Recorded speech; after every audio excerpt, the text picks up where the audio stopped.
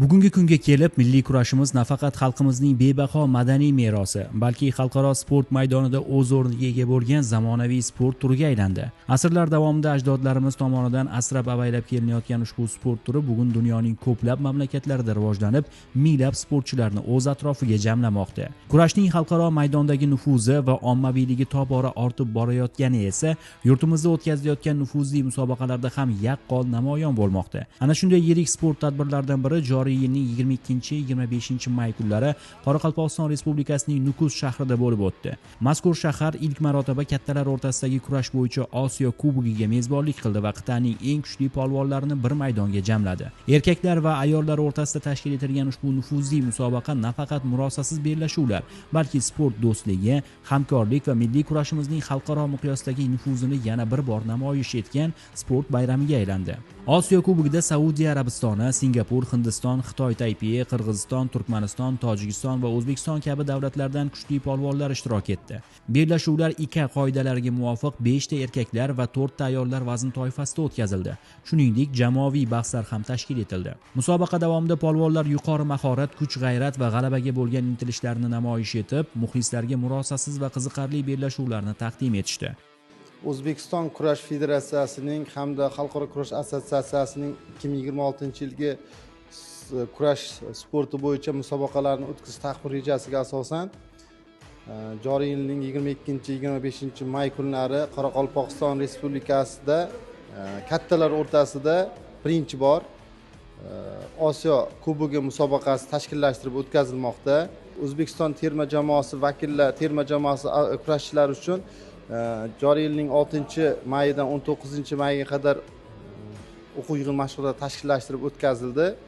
Ushbu o'quv mashg'ulot yig'inlari sentyabr oyida Yaponiya davlatida bo'lib o'tadigan Osiyo o'yinlaridan oldingi o'sha jismoniy sportchilarning jismoniy holatini, ularni kelajakda shu doping holatlariga tushib qolmaslikni oldini olish maqsadida o'sha o'quv yig'inlari tashkillashtirib o'tkazildi va shu bilan birgalikda o'quv yig'inlaridan so'ng to'g'ridan-to'g'ri ushbu musobaqaga kelishdi. Va albatta biz bulardan yaxshi natijalarni kutgan holda o'zimizni o'sha Osiyo o'yinlarida raqib bo'ladigan davlatlardagi kurashchilarimizni ham o'rganib olamiz. Ularni taktikalarini, texnikalarini ham o'rganishga katta yordam beradi. Shu bilan birga ushbu Osiyo Kubogi boya aytib o'tgandek birinchi bor o'tkazilyapti, chunki uzoq yillar davomida Qoraqalpog'iston Respublikasida xalqaro tadbirlar kurash musobaqalari o'tkazilmay qolgan edi. Aprel oyida yoshlar o'rtasida ushbu Osiyo Kubogi bo'lib o'tgan edi. Bunda ham 10 ga yaqin o'sha davlatlardan, Osiyo davlatlaridan kurashchilar ishtirok etgan edi. Bugungi tadbirimizda esa o'sha Qoraqalpog'iston Respublikasi bo'layotgan tadbirda o'sha 8 ta davlatdan 70 dan ziyod kurashchilar ishtirok etyapti. Albatta eng yaxshi tayyorgarlikdan o'tgan kurashchilarimiz o'sha 21 ming AQSh dollari miqyosidagi sovrinlarga ega bo'lishadi. Tadbirning birinchi kuni ishtirokchilar Nukus shahri temir yo'l vokzalida tantanali kutib olindi. Kechki dastur doirasida Osiyo Kubogiga bag'ishlangan matbuot anjumani, hakamlar va mandat komissiyasi yig'ilishi hamda barcha vazn toifalari bo'yicha rasmiy vazn o'lchash jarayonlari o'tkazildi.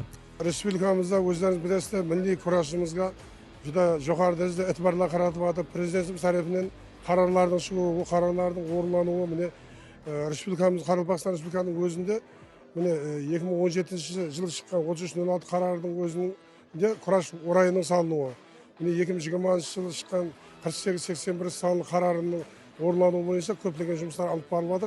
Meni birinchidan Respublikamizdan kurash mahorat maktabining salinuvi. Ondan qolaverdi, men oldingi meni 70-80 trener bo'lатын edi. Ham sportchilarning soni 1000-2000 ga yaqin edi. Hozir meni 100 dan aslan trenerlerimiz, әсіресе qizlarimiz arasında meni 20 dan aslan trenerlerimiz жұмыс алып барып жатыр. Hozir meni 4000 ga yaqin тұрақлы түрде шұғылданып жатыр. Meni басқа мекемелер, жастар қосымша 33 мыңнан асып кетті. Hozir meni сондай жұмыстарымыз Республикамыз Qoraqalpog'iston Respublikasi, жоғары кеңесі, министрлер кеңесі, прокуратура, спорт министрлігі, кураш федерациясы менен біргелікте осы жұмыстарды жоғары дәрежеде өткен жарыстарымызды өткеліп келмекте, hem de өзіңіз көріп тұрғанда міне Qoraqalpog'iston Respublikasi Nevis qalasida birinchi marta Aziya Kubogi erkeklar ham ayol qizlar arasida o'tkazilyapti. Albatta, hozir ko'rib o'tsam, 8 mamlakat qatnashyapti. Sportchilarimiz juda yaxshi tayyorlangan, kurashayotgan polvonlarimizga umidlar tilaymiz. Kuchlar birinchi o'rin g'olib bo'lsin. Chempion bo'lsin. Ikkinchi kuni musobaqa ishtirokchilari uchun madaniy dasturlar tashkil etildi. Jumladan mehmonlar Savitskiy nomidagi Qoraqalpog'iston davlat san'at muzeyida bo'lib, u yerda saqlanayotgan noyob san'at asarlari hamda Qoraqalpoq xalqining boy etnografik merosi, shuningdek delegatsiya kurash mahorat maktabida bo'lib, sportchilar uchun yaratilgan sharoitlar bilan tanishdilar. Tajribali polvonlar tomonidan yosh sportchilar bilan mahorat darslari o'tkazilib, gilamda ko'rgazmali chiqishlar namoyish etildi.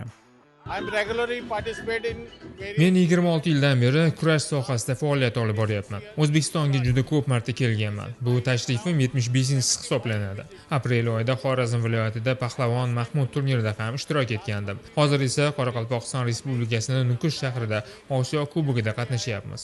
Ushbu ikki musobaqa ham yuqori saviyada tashkil etilgan. Yurtingizda kurash sport turiga bo'lgan qiziqish juda yuqori. Buni muxlislarning ko'pligidan bilishimiz mumkin. Mazkur musobaqa Osiyo o'yinlari oldidan tajriba vazifasini o'tab berayotgani bilan ahamiyatli hisoblanadi. Hindistonda ham kurash musobaqalarini shunday o'tkazishga harakat qilamiz. Bu sport turi bizda ham rivojlanib boryapti. Unga qiziquvchilar soni ham yildan yilga ko'payib boryapti. 2015-yildan beri kurash Hindistonga kirib kelgan. Hozirgi kunda 10 ming nafardan ziyod yoshlarimiz o'zbek kurashi bilan shug'ullanib kelishyapti. Mazkur qit'a birinchiligida O'zbekiston terma jamoasi ikki tarkib bilan qatnashdi. Jamoa safidan xalqaro maydonlarda yurtimiz sharafini munosib himoya qilib kelayotgan tajribali polvonlar bilan bir qatorda istiqbolli yosh sportchilar ham o'rin oldi. Bu esa yosh avlod vakillariga yirik musobaqalarda tajriba orttirish va o'z salohiyatini namoyon etish imkoniyatini yaratdi. E'tiborlisi, Osiyo Kubogi nafaqat g'oliblarni aniqlash, balki sportchilar uchun kelgusi xalqaro startlar 11-15 iyun kunlari Tojikiston Respublikasi poytaxti Dushanbe shahrida kattalar o'rtasidagi 15-Osiyo chempionati va 17-19 iyul kunlari Fransiya poytaxti Parij shahrida O'zbekiston Respublikasi prezidenti sovrini uchun xalqaro turnir oldidan o'z imkoniyatlarini sinovdan o'tkazish, tajriba almashish, shuningdek mahoratini yanada oshirish uchun muhim maydon vazifasini o'tadi. Turnir davomida o'zbekistonlik polvonlar o'zlarining yuksak tayyorgarligi va kurash maktabining kuchini yana bir bor namoyish etishdi. Bu musobaqada g'olib bo'lgan kurashchilar xalqaro kurash assotsiatsiyasining reyting ballariga ega bo'ladi. O'tkazilayotgan musobaqa kurashchilarimiz uchun bir imkoniyat sanaladiki, o'z mahoratlarini ko'rsatib, yanada xalqaro darajalarni oshirish va xalqaro reyting ballarini oshirib, o'z tajribalarini oshirish. Bugungi kunda biz ko'rishimiz mumkin, bu ilk marotaba o'tkazilayotgan bo'lsa ham ko'p davlatlar qiziqish bildirishdi kelishga.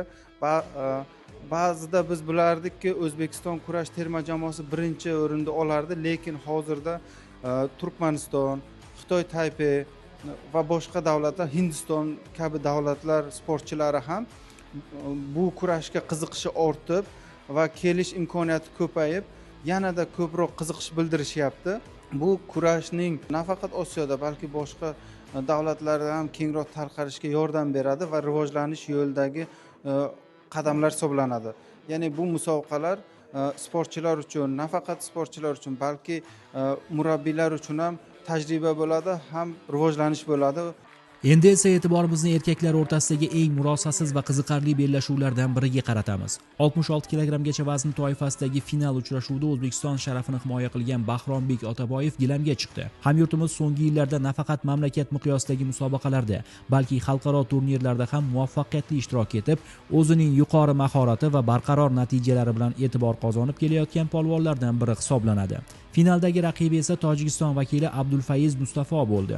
Tajribali kurashchi sifatida tanilgan Mustafo ham turli xalqaro va mahalliy musobaqalarda qatnashib, natijalarga erishgan. Shu bois final bahsi muxlislar tomonidan katta qiziqish bilan kuzatildi. Bellashuvning ilk daqiqalaridanoq Bahrombek Otaboyev tashabbusni o'z qo'liga oldi. Hamyurtimiz hujumkor uslubi, tezkor harakatlari va puxta taktikasi orqali raqibga bosim o'tkazib bordi. Bahs davomida ustunlikni qo'ldan boy bermagan Bahrombek o'zining texnik mahoratini namoyish etib, hal qiluvchi usullar evaziga ishonchli g'alabani qo'lga kiritdi. Shu tariqa Bahrombek 66 kilogramm vazn toifasida Osiyo Kubogining oltin medaliga sazovor bo'ldi va O'zbekiston terma jamoasi hisobiga qimmatli g'alabani taqdim etdi. Abdulfaiz Mustafoyi esa munosib kurash olib borib, musobaqaning kumush medalini qo'lga kiritdi va Tojikiston delegatsiyasi uchun muhim natija qayd etdi.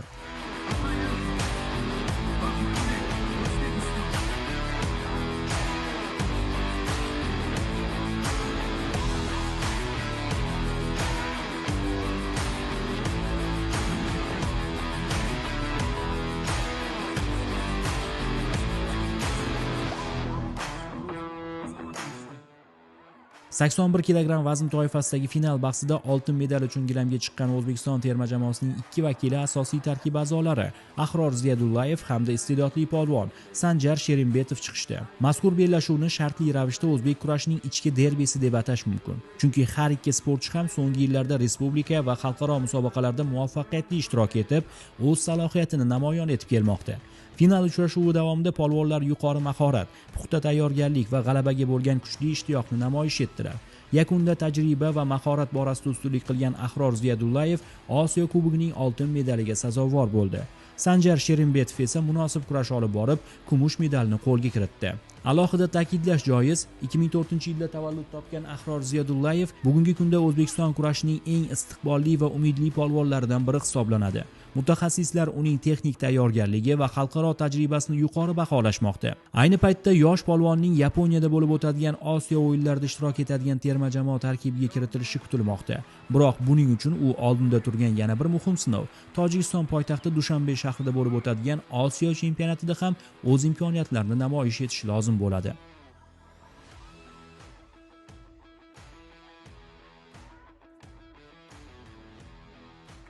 90 kilogramm vazn toifasidagi qarama-qarshilik ham Osiyo Kubogining eng murosasiz va tomoshabob uchrashuvlaridan biri sifatida yodda qoldi. Hal qiluvchi kurashda O'zbekiston terma jamoasining asosiy tarkibi a'zosi Samandar Sadinov Turkmaniston vakili Agamurat Bashimovga qarshi tatamiga chiqdi. Uchrashuvning ilk daqiqalaridanoq har ikki polvon tashabbusni qo'lga olishga intildi. Turkmanistonlik sportchi ham faol harakat qilib, tajribali raqibiga qarshi munosib kurash olib bordi. Biroq bahs davomida Samandar Sadinov o'zining yuqori texnik mahorati, jismoniy tayyorgarligi va boy tajribasini namoyon etdi. Har bir usulda ustunlik qilgan hamyurtimiz raqibiga imkoniyat qoldirmasdan bellashuvni o'z foydasiga hal qildi. Yakunda Samandar Sadinov ishonchli g'alabani qo'lga kiritib, Osiyo Kubogining oltin medaliga sazovor bo'ldi. Agamurat Bashimov esa kumush medal bilan taqdirlandi. Ta'kidlash joiz, Samandar Sadinov so'nggi yillarda mamlakatimiz kurashining yetakchi polvonlaridan biri sifatida e'tirof etilmoqda. U O'zbekiston chempionatlari, O'zbekiston Kubogi va boshqa nufuzli respublika musobaqalarida muntazam ravishda yuqori natijalarni qayd etib, shohsupaning yuqori pog'onasiga ko'tarilib kelmoqda. Shu bois ham Samandar bugungi kunda terma jamoaning asosiy tarkibida mustahkam o'rin egallagan. Nukusdagi Osiyo Kubogida qo'lga kiritilgan ushbu g'alaba esa uning xalqaro maydondagi navbatdagi muvaffaqiyati bo'ldi. Bu natijalarga erishishimizga ustozlarimiz, murabbiylarimizga katta rahmat, ota-onamga alohida rahmat aytib qolaman. Keyingi musobaqalarda ham oltin medallarni olib kelishga harakat qilamiz. O'zimiz bilan birga bahs olib boradigan raqiblarimizni mana bugun ko'rib oldik. Ular ham ancha yaxshi tayyorlangan. 90 kilogrammdan og'ir vaznda Nukusdagi Osiyo Kubogining eng kutilgan bellashuvlaridan biri bo'ldi. Qoraqalpog'iston arenasida oltin medal uchun O'zbekiston terma jamoasi vakili Shohruxxon Baxtiyorov va Singapur sportchisi Aaron G o'zaro kuch sinashdi. Bellashuv boshidanoq hamyurtimiz faol harakat qildi va tashabbusni o'z qo'liga oldi. Shohruxxon kurash davomida o'zining kuchli jismoniy tayyorgarligi, usullarni aniq va o'z vaqtida qo'llashi bilan qiyin vaziyatlardan chiqib ketdi. Aaron ham munosib qarshilik ko'rsatishga harakat qildi. Biroq o'zbekistonlik polvonning bosimi raqibga imkon qoldirmadi. Murosasiz kechgan bahs yakunida Shohruxxon Baxtiyorov ishonchli g'alabaga erishib, Osiyo Kubogining oltin medalini qo'lga kiritdi. Singapur vakili Aaron G esa musobaqada shohsupaning ikkinchi pog'onasidan joy egalladi. Shu tariqa mamlakatimiz madhiyasi yana bir bor nufuzli turnirda yangradi. Ta'kidlash joiz, 26 yoshli Shohruxxon bugungi kunda O'zbekiston kurashining istiqbolli kurashchilaridan biri hisoblanadi. U joriy mavsum davomida ishtirok etgan musobaqalarda chempionlikni hech kimga boy bermay kelmoqda va o'zining yuqori sport formasini namoyon etmoqda. Aynan shu sababli ham u Yaponiyada bo'lib o'tadigan Osiyo o'yinlarida ishtirok etishi mumkin bo'lgan asosiy nomzodlardan biridir. Terma jamoa murabbiylari ham ushbu polvondan katta umid qilishmoqda. Nukusdagi Osiyo Kubogida qo'lga kiritilgan navbatdagi chempionlik esa uning yirik musobaqalar oldidan tayyorgarligi yuqori darajada ekanini va kelgusida ham xalqaro arenalarda yurtimiz sharafini munosib himoya qilishga tayyor ekanini yana bir bor tasdiqladi. Dokentda tayyorgarlik yo'q yig'in mashg'uloti bo'ldi. Bosh murabbiy Azamat Soliyev boshchiligida tayyorgarligimiz juda a'lo darajada bo'ldi. Mana sekin mevasini ko'ryapmiz. Endi oldimizda Osiyo chempionati bor, Osiyo o'yinlari bor. Jahon chempionati bor, o'shanga tayyorlanyapmiz. Endi raqiblar hali yana ko'pda. Bu yerda kam raqiblar keyin yana ko'ramiz ustozlar, murabbiylar bilan. tayyorgarlik ko'rib, o'rganamiz ustida, ishlaymiz o'zimiz ustimizda. Maqsadni katta qo'yish kerak, eng yaxshi bo'lishda maqsad xudo xolasa. Shu tariqa O'zbekiston erkaklar terma jamoasi Osiyo Kubogidagi ishtirokini muvaffaqiyatli yakunladi. Musobaqa davomida polvonlarimiz yuksak mahorat orqali jami 4 ta oltin medalni qo'lga kiritishdi. Bu natija terma jamoamizning puxta tayyorgarligini yana bir bor namoyon etdi. Albatta bu Osiyo Kubogini bo'lib o'tganligi bizda terma jamoamiz uchun muhim ahamiyat kasb etadi. Sababi oldimizda turgan Osiyo chempionati, Osiyo o'yinlari, jahon chempionatlari oldidan bu tajriba orttirish uchun yaxshi musobaqa bo'ldi va biz Osiyo davlatlaridan kelgan kurashchilarimizni, raqiblarimizni yana bir bor ko'rib olishimizga zamin yaratdi. Albatta biz bugungi shogirdlarimizni terma jamoamiz bilan birga trenerlar bilan shogirdlarimizni kurashini, ularning tayyorgarligini yana bir bor ko'zdan kechirib oldik. Mana iyun oyida Tojikiston davlatining Dushanbe shahrida Osiyo chempionati bo'lib o'tadi. Sentyabr oyida Osiyo o'yinlari bo'lib o'tadi. Albatta ushbu nufuzli musobaqalar oldidan yetarli tajribaga ega bo'lishdi shogirdlarimiz va raqiblarni yana o'rgangan holda biz ushbu musobaqalar bilan shogirdlarimiz yana tajribasini orttirib va raqiblarni kurashini va shularni o'rgangan holda o'quv mashg'ulot yig'inlarida shogirdlarimizni kamchiliklari ustidan ishlashimiz uchun yaxshi tajriba musobaqasi bo'lib o'tdi. Albatta kuchli kurashchilar kelgan, albatta hammalaringiz xabarlaringiz bor, hozir kurashimiz butun dunyoda yaxshi rivojlanib kelmoqda. Osiyo o'yinlariga kiritilgani, mana bu Osiyo Kubogi musobaqalari, jahon chempionatlari o'tayotganligi bizni kurashchilarimizga ham munosib raqiblar paydo bo'lgan. Buni avvalam aytib o'tganmiz. Albatta bu borada yanada bizni trenerlarga mas'uliyat yuklaydi. Sababi kurash O'zbekistonning sporti hisoblanadi. Shu sababli biz kurashimizni natija berish bilan birga kurashimiz butun dunyoda rivojlanishiga ham o'z hissamizni qo'shishimiz kerak bo'ladi. Endi esa ayollar o'rtasidagi qizg'in va murosasiz qarama-qarshiliklarga 70 kg vazn toifasida O'zbekiston vakilasi Azada Meditbayeva hamda Xitoy Taipei sportchisi Yang Yuchie oltin medal uchun gilamga chiqishdi. Bellashuv davomida har ikki sportchi yuqori faollik namoyish etdi. Xitoy Taipei vakilasi ham texnik jihatdan kuchli raqiblardan biri sifatida Azadaga jiddiy qarshilik ko'rsatdi. Biroq hamyurtimiz bahs davomida o'zining puxta tayyorgarligi, aniq usullari va g'alabaga bo'lgan kuchli ishtiyoqi bilan ustunlikni qo'lga oldi. Murosasiz kechgan final uchrashuvi yakunida Azada Meditbayeva raqibasidan ustun kelib, Osiyo Kubogining yuqori probali medaliga sazovor bo'ldi. Ta'kidlash joiz, Azada Meditbayeva bugungi kunda O'zbekistonning eng mahoratli ayol polvonlaridan biri hisoblanadi. U mamlakat chempionatlarida muvaffaqiyatli ishtirok etib, O'zbekiston chempioni degan sharafli nomni qo'lga kiritgan. Nukusdagi Osiyo Kubogida erishilgan ushbu g'alaba esa uning sport faoliyatidagi eng yirik va eng muhim natijalardan biri sifatida tarixga kirdi. Sportning kurash turi bo'yicha 11 yildan beri turaqli shug'ullanib kelaman. Hozir o'zimizning Qoraqalpog'iston Respublikasida o'zimning yurtimda bo'lib o'tirgan Osiyo Kubogida 70 kg salmoqda sila birinchi o'rinda olishga erishdim. Qarslaslarim juda kuchli bo'ldi.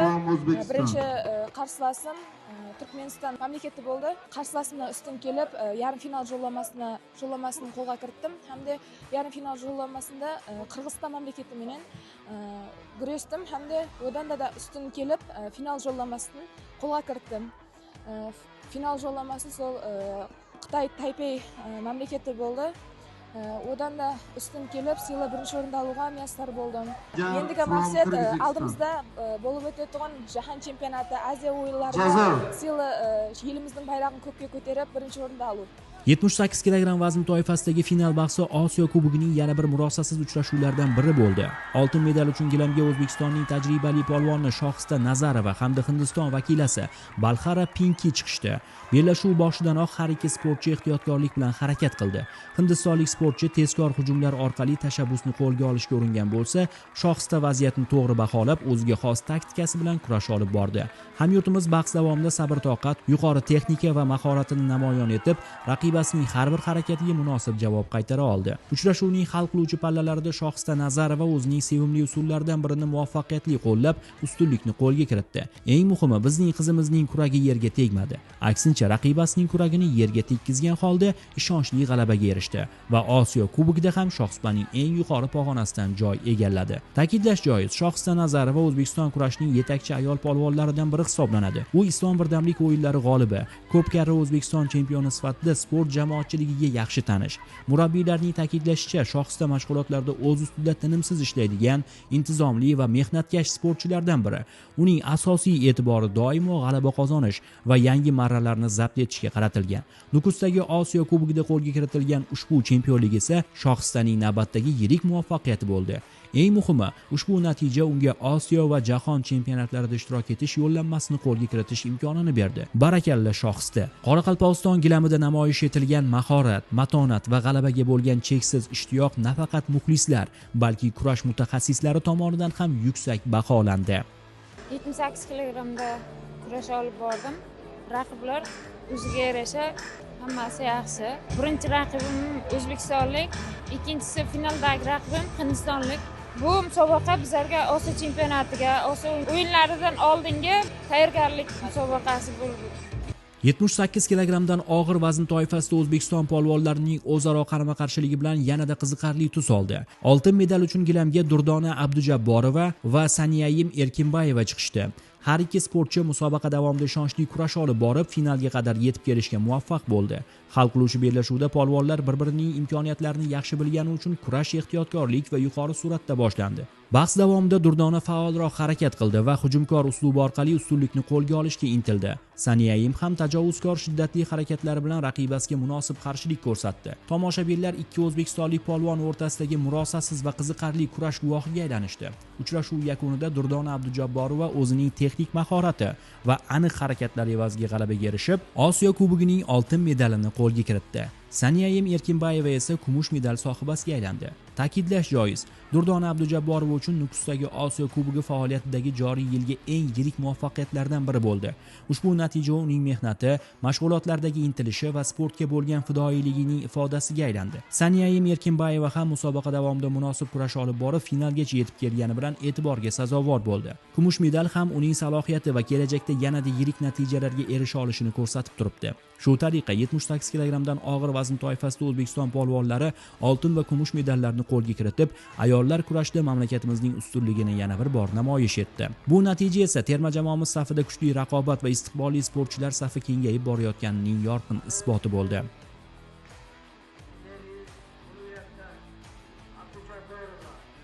Toshkentda biz 14 kun Osiyo Kubogi uchun qattiq tayyorgarlik ko'rdik. Xitoy Taipei bilan birgalikda Osiyo Kubogiga o'quv yig'in mashg'ulotini o'tkazdik. Unda bizga Xitoy Taipei bilan bo'lib o'tgan o'quv yig'in mashg'ulotida ularni ham o'rganishimizga shans bo'ldi. Finalga chiqishga qiyin jang bo'ldi. Xitoy Taipei ham hozirgi kunda tayyorgarligi yaxshi desak ham bo'ladi. Raqiblar kuchli, juda kuchli raqiblar.